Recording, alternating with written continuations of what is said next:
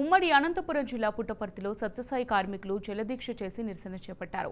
మా సమస్యలు ప్రభుత్వం పట్టించుకోవడం లేదని బుక్కపట్నం చెరువులో నాగుల కర్మ వద్ద నడుమలోతు నీటిలో నిలబడి వి వాంట్ జస్టిస్ అంటూ కార్మికులు నినాదాలు చేశారు. కార్మికులు పూర్తిగా విధులు బహిష్కరించడంతో తాగునీటి సరఫరా పూర్తిగా నిలిచిపోయింది. తాగునీటి పథకం ప్రారంభమైనప్పటి నుంచి చాలీచాలని జీతాలతో పనిచేస్తున్నా ఆ జీతాలు కూడా సక్రమంగా ఇవ్వకపోవడంతో తమ కుటుంబాలు పస్తులుంటున్నాయని ఆవేదన వ్యక్తం చేశారు.